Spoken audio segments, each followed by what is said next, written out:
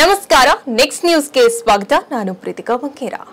ಮೊನ್ನೆ ಸೆಪ್ಟೆಂಬರ್ 30 ಇಸ್ರೇಲ್ನ ಸಮಯ ಸಂಜೆ 7:00 ಸರಿಸುಮಾರಿಗೆ ಇರಾನ್ನಿಂದ ಹಾರಿಸಿದ ನೂರಾರು ಕ್ಷಿಪಣಿಗಳು ಇಸ್ರೇಲ್ನ ವಾಯುಮಂಡಲವನ್ನ ಪ್ರವೇಶಿಸುತ್ತಲೇ ದೇಶದೆಲ್ಲೆಡೆ ಸೈರನ್ ಶಬ್ದ ಆರಂಭವಾಯಿತು.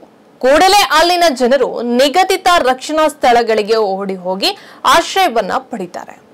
ಕೆಲವು ಕ್ಷಿಪಣಿಗಳನ್ನ ಇಸ್ರೇಲ್ನ ಕ್ಷಿಪಣಿ ರಕ್ಷಣಾ ವ್ಯವಸ್ಥೆಯ ಮೂಲಕ ಭೂಮಿಯ ವಾತಾವರಣವನ್ನ ಪ್ರವೇಶಿಸುವ ಮುನ್ನವೇ ಅಂತರಿಕ್ಷದಲ್ಲೇ ನಾಶ ಮಾಡಲಾಯಿತು. ಇನ್ನುಳಿದವುದನ್ನ ಭೂಮಿಯ ವಾತಾವರಣದಲ್ಲಿ ಪ್ರವೇಶಿಸುತ್ತಲೇ ಹಂತ ಹಂತವಾಗಿ ನಾಶ ಮಾಡಲಾಯಿತು. ಇದು ಹೇಗೆ ಕಾರ್ಯನಿರ್ವಹಿಸುತ್ತೆ ಅನ್ನೋದಾದ್ರೆ, ಮೊದಲನೇ ಹಂತವಾಗಿ ಐರನ್ ಡೋಮ್ 1967ರಲ್ಲಿ ಇಸ್ರೇಲ್ ಮತ್ತು ಅರಬ್ ದೇಶಗಳ ನಡುವೆ ನಡೆದ 6 ದಿನಗಳ ಯುದ್ಧದಲ್ಲಿ ಈಜಿಪ್ಟ್ ದೇಶದ ನಿಯಂತ್ರಣದಲ್ಲಿದ್ದಂತ ಗಾಜಾ ಪಟ್ಟಿಯನ್ನ ಇಸ್ರೇಲ್ ವಶಪಡಿಸಿಕೊಂಡಿತು. ಆದ್ರೆ 2006ರಲ್ಲಿ ಅಂತಾರಾಷ್ಟ್ರೀಯ ಒತ್ತಡಗಳಿಂದಾಗಿ ಗಾಜಾ ಪಟ್ಟಿಯನ್ನ ಪ್ಯಾಲಿಸ್ತಾನಿಯವರು ಬಿಟ್ಟು ಕೊಡಬೇಕಾದ ಅನಿವಾರ್ಯತೆ ಉಂಟಾಯಿತು. ವಿಪರ್ಯಾಸ ಏನಂದ್ರೆ, ಕೆಲವೇ ತಿಂಗಳಲ್ಲಿ ಗಾಜಾದಲ್ಲಿ ಹಮಾಸ್ ಉಗ್ರರ ದುರಾಡಳಿತ ಆರಂಭವಾಗುತ್ತೆ.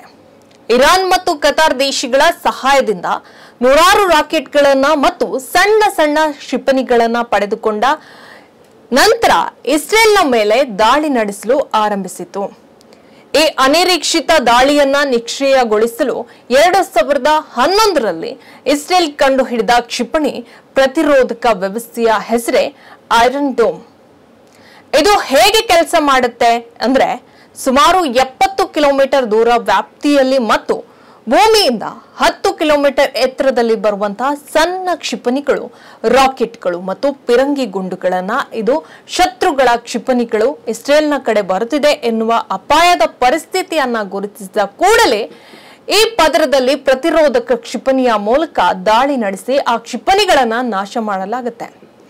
ಅತ್ಯಂತ ಜನಸಂದಣಿ ಇರುವ ನಗರಗಳ ಸುತ್ತಲೂ ಈ ಐರನ್ ಡೋಮ್ನ ಘಟಕಗಳನ್ನ ಸ್ಥಾಪಿಸಲಾಗುತ್ತೆ. ಅವಶ್ಯಕತೆ ಇದ್ದಾಗ ಈ ಲಾಂಚರ್ ವಾಹನಗಳನ್ನ ತ್ವರಿತವಾಗಿ ಬೇರೆ ಕಡೆ ಸ್ಥಳಾಂತರಿಸಿ ಕೂಡ ಮಾಡಬಹುದು. ಇಲ್ಲಿಯವರೆಗೆ ಹಮಾಸ್ ಭಯೋತ್ಪಾದಕರು ನಡೆಸಿರುವಂತಹ ರಾಕೆಟ್ ಮತ್ತು ಕ್ಷಿಪಣಿ ದಾಳಿಗಳನ್ನ ತಡೆಗಟ್ಟಿ ನಿಷ್ಕ್ರಿಯಗೊಳಿಸುವಲ್ಲಿ 90% ಯಶಸ್ವಿಯನ್ನ ಗಳಿಸಿದೆ. ಇಂತಹ ಸುಮಾರು 10 ಘಟಕಗಳು ಇಸ್ರೇಲ್ ನಗರಗಳ ಸುರಕ್ಷತೆಯನ್ನ ಬೆಂಗಾವಲಾಗಿ ನಿಂತಿವೆ. ಸುಮಾರು $3 ಮಿಲಿಯನ್ ವೆಚ್ಚದಲ್ಲಿ ನಿರ್ಮಿಸಿರುವಂತಹ ಈ ವ್ಯವಸ್ಥೆ ದುಬಾರಿ ಎನಿಸಿದ್ರೂ ಇಸ್ರೇಲ್ಗೆ ಇದು ಅತ್ಯಂತ ಅನಿವಾರ್ಯ.